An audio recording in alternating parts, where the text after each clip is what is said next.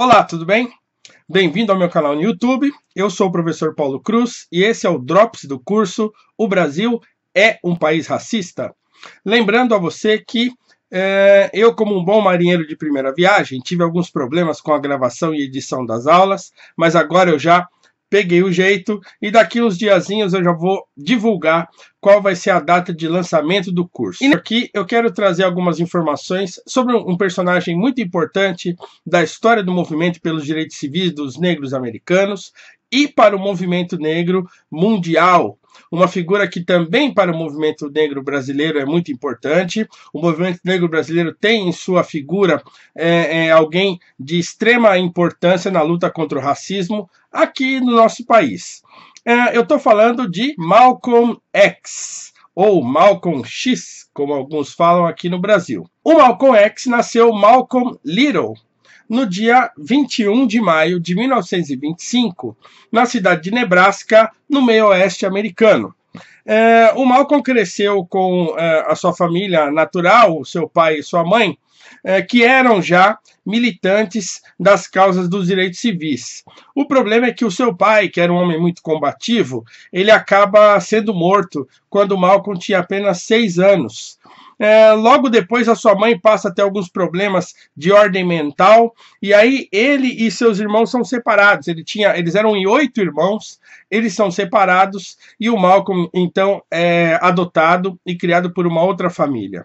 Uma coisa curiosa é essa informação de que muitas crianças, na verdade, atualmente, a quantidade de crianças negras nos Estados Unidos que crescem sem os pais é em torno de 75%.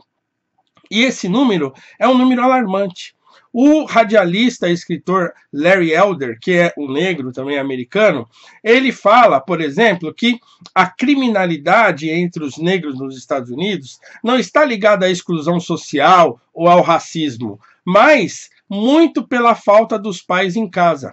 O Larry Elder cita isso num vídeo que eu vou colocar aqui na descrição desse meu vídeo, e ele menciona também o Tupac Shakur, que é um rapper famoso, que quase todo mundo conhece, se não todo mundo conhece, que também disse em sua autobiografia que ele, se tivesse tido o pai em casa, provavelmente ele não teria se envolvido com tantas gangues, com drogas, com criminalidade, porque ele fala que o pai é um esteio moral.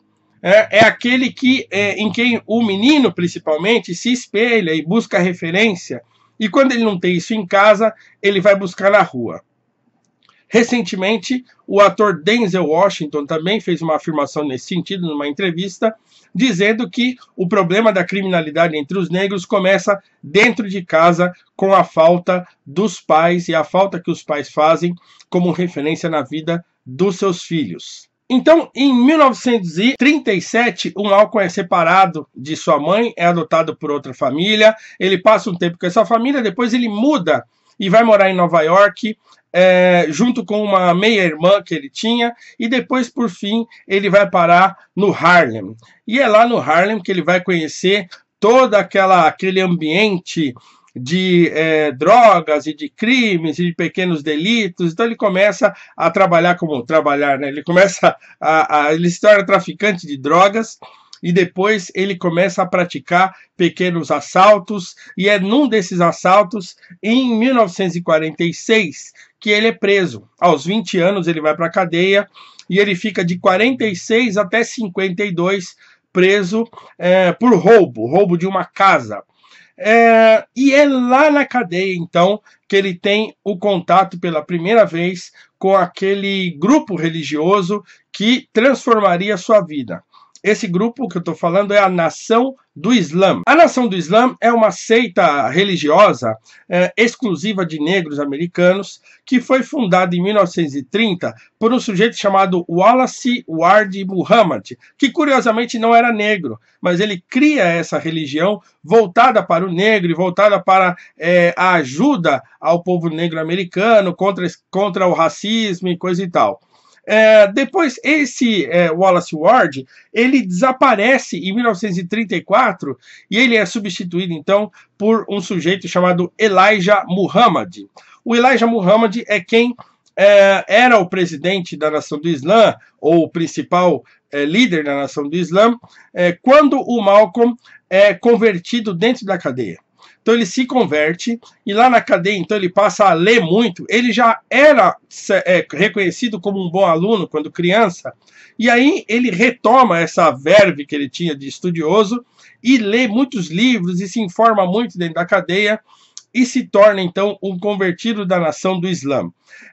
O trecho da sua conversão é narrado muito interessantemente no seu livro, na autobiografia de Malcolm X, que é a autobiografia que ele escreve com o Alex Haley. Alex Haley foi um escritor bastante famoso americano também, que escreveu aquele livro chamado Raízes, Roots, ou Negras Raízes aqui no Brasil, que gerou aquela série famosa no final da década de 70, e também agora, se eu não estiver enganado, em 2017, mesmo ano passado, ela foi refilmada pelo History Channel. É um livro muito interessante, muito legal, que ele trata, da verdade, da sua árvore genealógica. Ele consegue voltar até o seu ancestral imediato no continente africano, que é o Kunta Kinte, e aí o Kunta Kinte é escravizado lá no continente africano e vem para a América, e lá na América a vida dele se desenvolve, ele vai passando de famílias e tal, e até que o livro termina com o nascimento do próprio Alex Haley. Depois ficaram sabendo que tudo isso é uma grande construção ficcional, com alguns dados históricos, mas sobretudo é uma ficção, mas é um excelente livro. A parte do navio negreiro é assustadora, assim, é bem chocante mesmo, mas vale a pena ver o filme, ver a série e também ler o livro Negras Raízes. Voltando ao Malcolm X. Então, em sua autobiografia, escrita em parceria com Alex Haley, ele fala sobre a sua conversão ao Islã, ou à Nação do Islã, dentro da prisão. Uma parte que me chamou muito a atenção quando li, e eu li esse livro no início da década de 90, eu fiquei muito chocado com uma doutrina que eles têm dentro da Nação do Islã, de que, na verdade, a população originária do mundo são os negros. Então todo mundo era negro no mundo, e, de repente, começa a haver um descontentamento entre uma terça parte ou um terço dessa população negra que fica descontente com os rumos que aquilo está tomando, com o que o mundo está tomando. Essa terça parte, né, tem uma correspondência imediata com a questão da queda de Satanás e um terço dos anjos e coisa e tal. Mas dessa terça parte surge um cientista negro, meio maluco, chamado Jacob, e ele cria os brancos em laboratório. Ele cria os brancos como seres demoníacos. Então os brancos seriam demônios criados por Jacob em laboratório. Então isso é narrado no livro, ele recebe essa informação na prisão, fica consternado com isso, e fica perguntando um monte de coisa a esse respeito, mas eu não sei hoje como é que eles pensam, não tenho essa informação. Mas essa doutrina existia no cerne da Nação do Islã. Em 1952, o Malcolm então sai da prisão e se torna o mais proeminente, o mais eloquente, o mais incisivo e o mais famoso pregador da Nação do Islã. Então ele passa a ser o grande líder, claro, depois do Elijah Muhammad, que aí se torna uma figura de segunda ordem assim dentro da instituição, porque o Malcolm ganha destaque. Ele era muito eloquente, ele era uma pessoa muito carismática. Se você encontrar, você pode encontrar vídeos de sermões dele no YouTube. Talvez não tenha vídeos, eu não me lembro, mas áudios tem vários. E é muito interessante ouvi-lo falando, assim, a eloquência na voz dele. Ele era tão eloquente quanto Martin Luther King, que é o seu antagonista, digamos assim, porque o Luther King tinha métodos completamente contrários ao do Malcolm X. O Malcolm era um homem mais revolucionário, ligado ao socialismo, ao comunismo, ele tinha muita afeição pelas ideias marxistas, e ele é um homem que ele quer criar um Estado negro, ele acha que o negro é mais importante que os brancos, então ele tem uma questão de autoafirmação do negro muito forte e de total cisão entre os negros e os brancos. Já o Martin Luther King é mais conciliador, ele recebe muitas críticas, inclusive do Malcolm X. Eles vão se encontrar por uma única vez em 1964, mas foi essa vez só, então o Malcolm já estava mais conciliador e tal, sobre o qual vou falar daqui a pouco. Então ele se torna essa figura importantíssima dentro da nação do Islã, e aí ele passa a fazer vários discursos, passa a militar, passa a viajar e tal, e falar em nome da nação do Islã contra o racismo e contra a violação dos direitos civis dos americanos. Ele passa mais de 10 anos, uns 12 anos dentro da nação do Islã, quando ele começa a se desiludir. Ele tem lá problemas em relação às coisas que ele fica sabendo que acontece, os conchavos dentro da nação do Islã, mas o que dá a ele a certeza de que ele não queria mais permanecer na organização é quando ele fica sabendo que algumas mulheres entram com pedido de paternidade contra o Elijah Muhammad, o grande líder, que era um homem, para ele, um homem santo. Então ele fica sabendo que esse homem tinha vários casos extraconjugais e várias mulheres entram com pedido de paternidade com filhos seus. E aí o Malcolm se desilude e ele então deixa a nação do Islã em 1964. Quando ele sai da nação do Islã, ele resolve fazer uma viagem até Meca para conhecer, porque ele não conhecia. Então, como bom muçulmano, sonha em viajar para Meca. Ele faz então essa viagem. Quando ele chega lá, ele tem um susto, porque ele vê negros e brancos vivendo junto. Ele não tem lá essa questão racial, ele vê todo mundo sendo simplesmente muçulmano, sem esse problema racial que existia nos Estados Unidos. E ele nunca tinha visto isso acontecer. E aí o que acontece com ele? Ele entra em parafuso. Quando ele volta para os Estados Unidos, ele volta decidido a ser um novo Malcolm X. Um Malcolm X mais tolerante, mais que dialoga mais. E aí ele funda uma outra organização chamada Organização da Unidade Afro-Americana e, desligado, claro, da nação do Islã, mas no dia 21 de fevereiro de 1965, que era o dia que ele faria a sua primeira reunião com essa nova organização, uma reunião pública, que ele ia dar o seu primeiro pronunciamento, ele é brutalmente assassinado e então não dá tempo, né? Ele chega a dar algumas entrevistas, tem essas entrevistas no YouTube, inclusive, eu acho que essas entrevistas têm vídeo, inclusive, e aí ele fala sobre o que ele viu em Meca, o que ele estava pensando agora para a sua militância negra e tal, mas ele não tem tempo de desenvolver essas ideias porque ele é assassinado em 65. Mas então, qual é a minha intenção em falar sobre o Malcolm X? É claro que não é só uma intenção biográfica, pois a biografia dele quase todo mundo conhece, ele é uma figura muito conhecida, a sua autobiografia, que agora é um pouco mais difícil de encontrar no Brasil, porque se tornou uma obra rara, ela não foi relançada. Mas tem o filme do Spike Lee, um filme de 1992, que é o Denzel Washington que faz o papel de Malcolm X, é um filmaço. O Denzel estava ainda no comecinho de carreira, mas é um belíssimo filme, é um filme muito bem dirigido, o Denzel Washington está muito bem no filme, então o filme Malcolm X, ou X, de 1992, se você nunca viu, procura para assistir, deve ter em algum lugar para ver, que vale muito a pena. Mas a minha intenção, na verdade, é falar sobre o Malcolm X e aquilo que eu tenho chamado aqui no Brasil de escravidão ideológica. Qual seria, então, a ligação de Malcolm X com a escravidão ideológica? Vejam, na época que Malcolm X militava, e ele militava em termos políticos como um marxista, ele via o mundo como esse problema de classes sociais e de que os negros pertenciam à classe não só que tenha sido escravizada, mas que faziam parte dos pobres, da classe social dos oprimidos. Então, ele tinha essa visão muito marcada pelo marxismo. Ele também era panafricanista, então ele achava que os negros tinham que ter essa unidade com uma África idealizada, e ele também pregava a criação de uma espécie de Estado negro.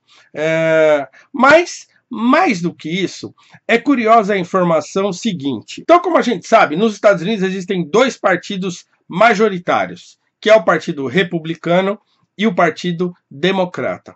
Hoje, o Partido Republicano é tido como o partido dos empresários, o partido dos bancos, dos ricos, dos racistas, da Ku Klux Klan, o partido da segregação, o partido, então, que não liga para a justiça social, não liga para as minorias, é o partido do Donald Trump, que é o presidente atual. E o Partido Democrata, que é o partido da Hillary, que é o partido do Barack Obama, é tido como o partido que gosta das minorias, que luta pela justiça social, é um partido que luta pelo povo americano.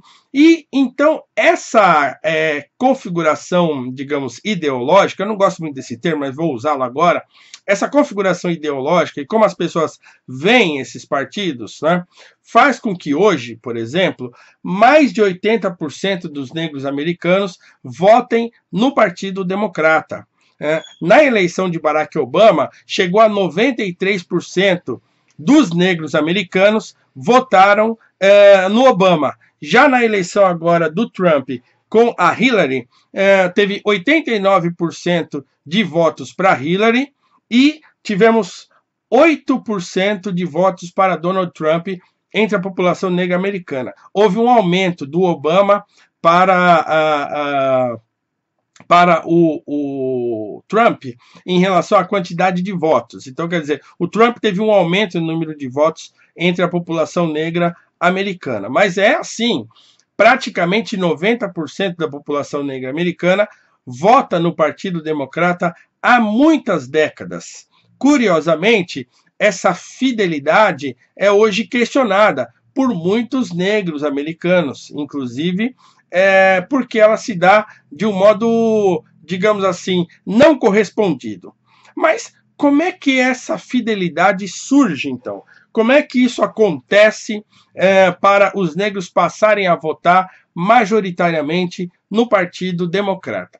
O que acontece é o seguinte: na Guerra de Secessão, que foi a guerra que durou de 1861 a 1865 e que aboliu a escravidão no território americano, ela é conhecida hoje como uma guerra do Norte contra o Sul. Ou seja, o Norte, que estava se tornando industrial e queria liberdade econômica, e queria que libertassem os negros e que todo mundo fosse igual e trabalhador.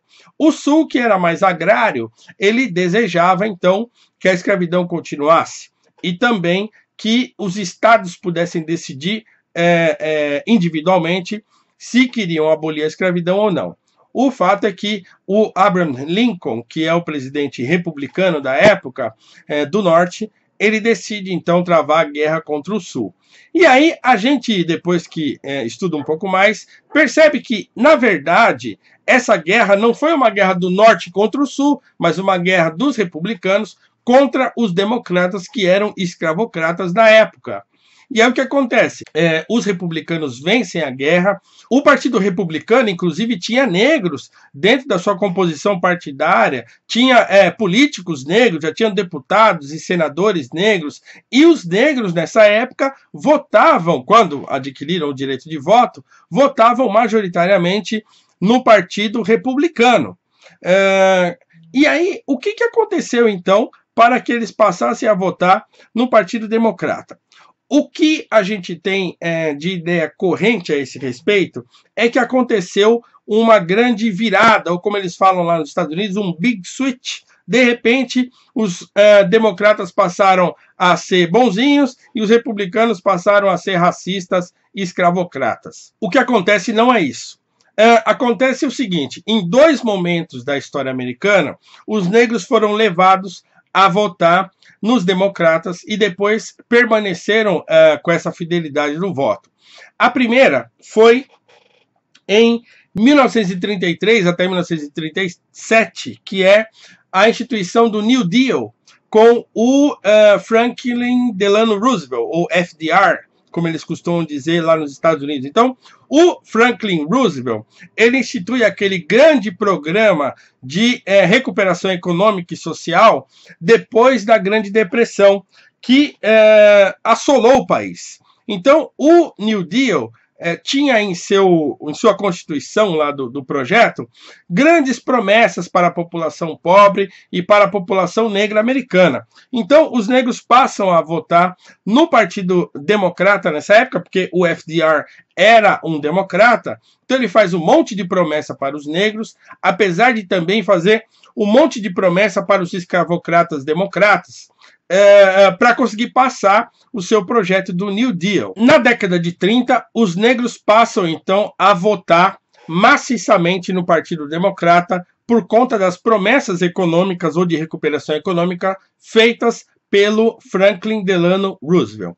Também depois, na década de 60, ou até a década de 60, ou melhor dizendo, da década de 70 até a década de 90, os brancos que são republicanos passam a migrar para o sul, porque o sul começa a se mostrar mais desenvolvido, mais próspero e com melhores oportunidades econômicas. Então, os brancos que eram republicanos do norte, eles passam a migrar para o sul por causa das políticas de liberdade econômica e de prosperidade que estavam sendo implantadas naquela região. Então, essa alteração acontece nesses dois momentos, com os brancos na década de 70 até 90 migrando para o sul por conta da promessa de liberdade econômica e mais prosperidade, e os negros na década de 30 passam a votar no Partido Democrata pelas promessas feitas no New Deal. Ainda há um outro fator importante que fez com que os negros votassem no Partido Democrata.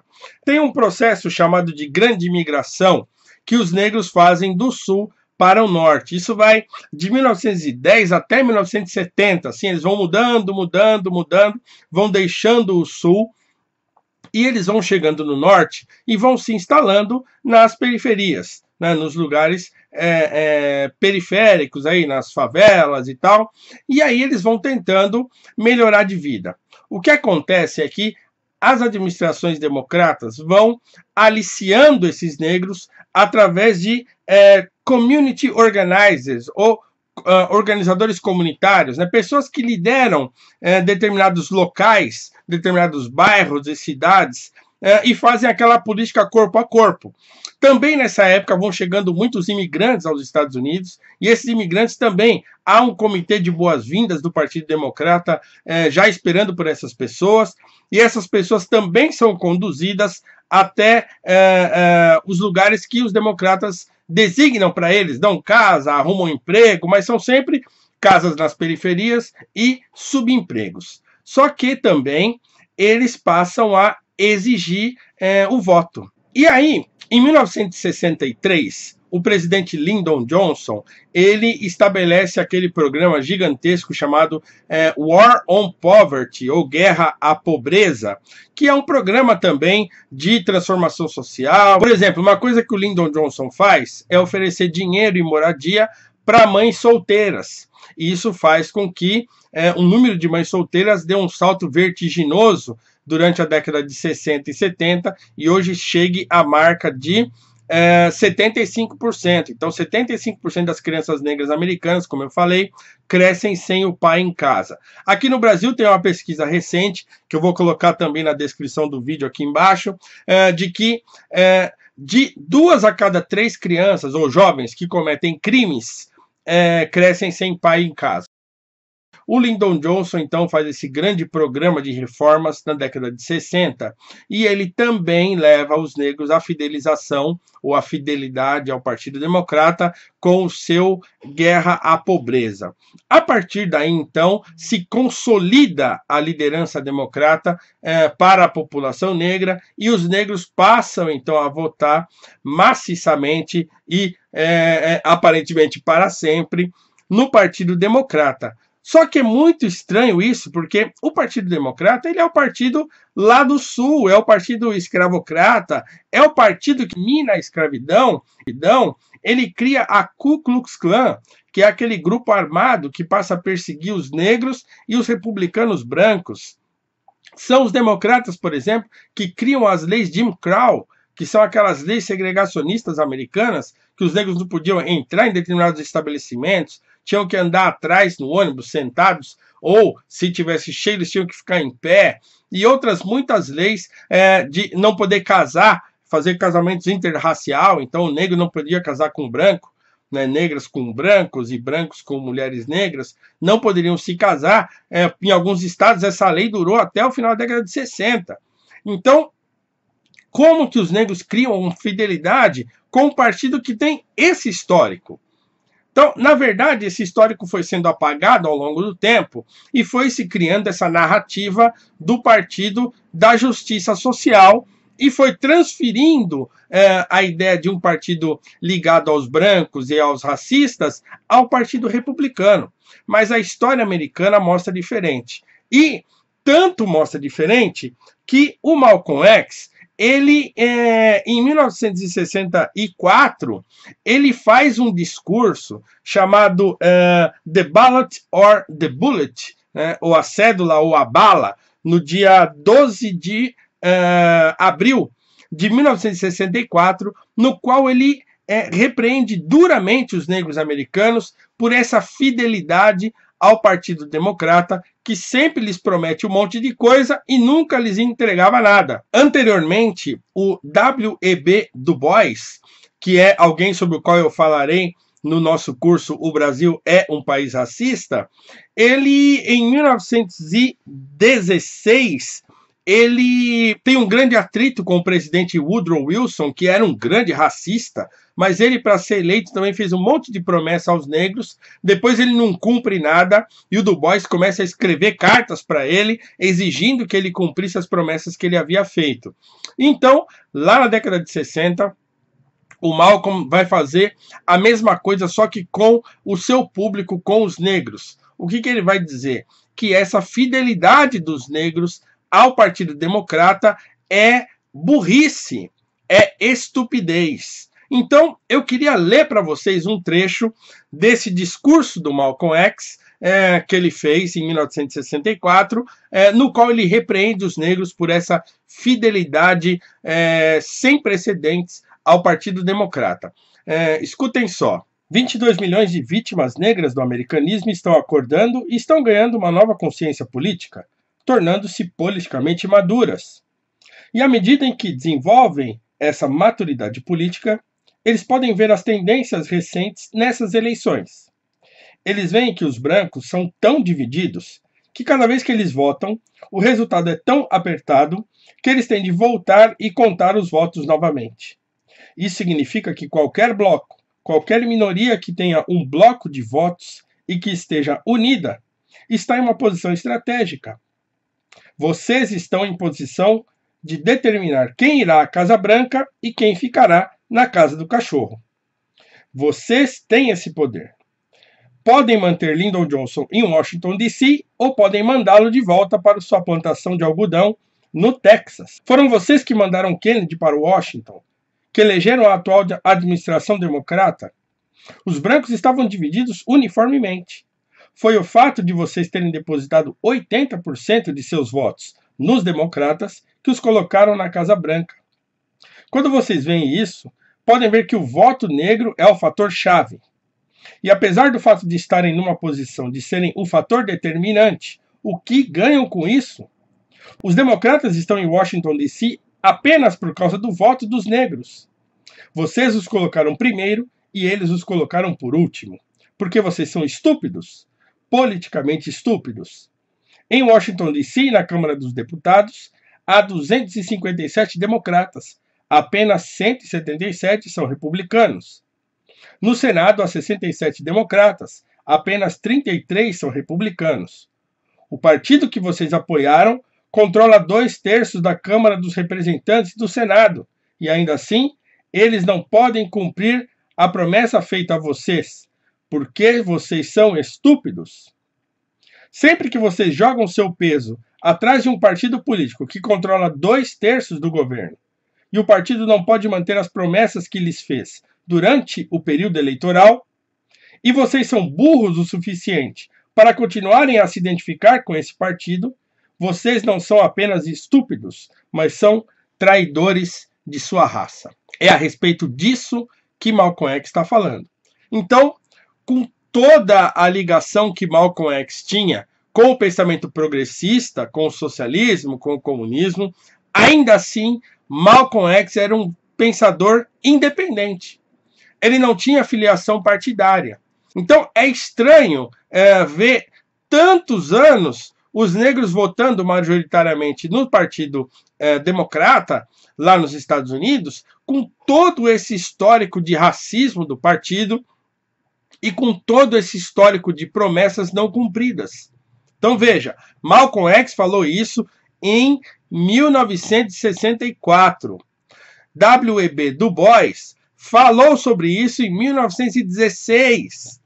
E ainda hoje há negros americanos, como o Larry Elder, que eu já citei, como Thomas Sowell, como Walter Williams, que questionam essa fidelidade do negro ao Partido Democrata, um partido que tem um histórico de escravocrata, um histórico de rejeição do negro, um histórico de segregação, um histórico de linchamento, um histórico muito complicado em relação à população negra americana. Por exemplo, a primeira lei dos direitos civis, que ainda tentou, os republicanos tentaram colocar para votação ainda no final do século XIX, foi rejeitada pelos democratas. Várias iniciativas republicanas ao longo da história política americana que favoreciam o negro foram, os democratas foram contra. A 13ª emenda, os democratas foram contra. A 14ª emenda, os democratas foram contra. A 15ª emenda, os democratas foram contra. Então é muito curioso, ou é muito curiosa, essa subserviência, né? Essa escravidão ideológica, ou como eles chamam lá nos Estados Unidos, as plantation politics, né? As políticas de plantação, a senzala ideológica, em que os negros ainda americanos vivem. Então, eles são questionados por isso. E, curiosamente, nessa administração do Trump, que é uma administração super controversa, e que a gente fica aqui no Brasil recebendo essas notícias todas enviesadas, ela tem feito um grande trabalho para a população negra americana. Então, vejam, os negros precisam começar a acordar lá. Mas não é só lá que isso acontece, porque aqui no Brasil, o tipo de político que a gente tem aqui, o tipo de populismo que faz a cabeça do brasileiro, é sempre esse tipo de ideia política que é ligada à esquerda, da justiça social, de cuidar dos pobres, mais escola, mais educação, mais não sei o quê, aquele monte de promessa que os políticos fazem e que não entregam aos pobres, não entregam aos negros. O fato de terem criado, por exemplo, sistema de cotas na administração petista, não significa que isso seja um grande benefício para os negros, e eu tenho escrito sobre isso, tenho falado sobre isso, porque o problema não está aí. O problema está na educação de base. Então ninguém liga para a educação de base. Ah, vão dizer, não, mas esse não é tudo, mas é uma parte importante. Não, não é. Mais importante é cuidar das próximas gerações. É cuidar daqueles que são menores, são pequenos. O fato deles oferecerem casas populares ou sistemas como ProUni, FIES, assistência estudantil, também transforma a sociedade, sobretudo os mais pobres, em dependentes do governo. E essa dependência é nociva para o próprio povo. Nós nos tornamos escravos do governo. A escravidão ideológica do pobre brasileiro, do negro brasileiro, é algo desesperador. O negro não consegue se enxergar fora dessa perspectiva de que o governo precisa ajudá-lo. A ideia de dívida histórica, de reparação, está toda fundamentada nesse princípio, que o Estado brasileiro me deve, então ele tem de me pagar de algum modo. E aí, como ele me paga? Fazendo justiça social, com programas de ação social, ou o que o movimento negro adora, as tais políticas públicas, que eu também venho questionando, e vou colocar um link aqui embaixo de um texto meu falando sobre isso. Manipulam estatísticas, né? Manipulam dados só para obter benefícios do governo. E ficam vivendo de benefícios. Quantas ONGs brasileiras de movimento negro e organizações aí de movimentos sociais que vivem, ou pelo menos viviam, até o final do governo Dilma, de uma dinheirama de dinheiro público para eles ficarem fazendo esse tipo de conchavo revolucionário ideológico.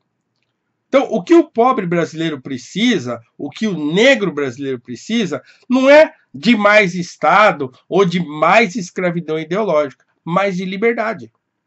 Liberdade econômica, liberdade individual e condições para conseguir reverter a sua situação. É claro que também os justiceiros sociais são contra o mérito, certo? Todos eles que estão lá na universidade estão por mérito. Todo esse pessoal aí, se você vai ver a história deles, é uma história de mérito, mas eles são contra o mérito, porque o mérito bota abaixo esse discurso das políticas públicas. O que nós precisamos não é de mais Estado, não é de mais governo, mas é de liberdade. Precisamos recriar aqueles valores que sustentavam as famílias antigamente, que a esquerda, tanto o Partido Democrata, que lá nos Estados Unidos, por exemplo, apoia iniciativas como a Planned Parenthood, que é aquela organização famosíssima sobre o aborto, que foi criada por uma mulher que era da Ku Klux Klan e foi colocada nos bairros negros americanos para esterilizar as mulheres negras americanas, e hoje recebe apoio do Partido Democrata e tantas outras iniciativas de cunho prejudicial à população negra, que eles colocam lá uma capa de justiça social e vendem para o povo. Aqui no Brasil é a mesma coisa. E aqui eu não estou falando de partidos de esquerda ou de direita, porque aqui no Brasil ainda não há uma consistência de partidos de direita dentro da máquina de poder. Nós temos aí alguns partidos que surgiram e que, nos últimos anos, têm tentado preencher esse espaço de partidos de direita. Mas aqueles que dizem que o PSDB é um partido de direita estão completamente errados. Ele é um partido da social-democracia, não tem nada de direita do PSDB. Mesmo as privatizações do PSDB foram privatizações todas, digamos assim, estratégicas, mas, em contrapartida, foram criadas outras tantas regulamentações e outras tantas entidades estatais que também trocou 6 por meia dúzia. Isso você vai encontrar muito bem contado no grande livro Pare de Acreditar no Governo, do meu amigo Bruno Garchagen. Bruno, um abraço para você. Leiam o livro do Bruno, porque ele explica ali o que foi a política de governo do FHC, por exemplo. Então, não há nada de direita naquilo, não há nada de liberalismo naquilo. O que o Brasil precisa é de um liberalismo como aquele praticado nos países desenvolvidos, inclusive os Estados Unidos. Então, essa advertência do Malcolm X aos negros americanos, por sua fidelidade maluca, né, e ele chama eles de estúpidos e de traidores da raça, por essa fidelidade ao Partido Democrata, é a mesma advertência que eu dou aos negros brasileiros quando eu vejo eles com camisetas por aí de Lula livre, e de fora Temer, e de volta Lula, e de não sei o quê, se arregimentando em torno de políticos para conseguir benefícios. Aprendam a andar com as suas próprias pernas. Então, é isso, pessoal. Muito obrigado por ter assistido esse vídeo. Não esquece de deixar aí o seu like, não esquece de se inscrever no canal e tem aí algumas informações a mais na descrição do vídeo para você poder se divertir. Muito obrigado, um abraço, fiquem com Deus e até mais.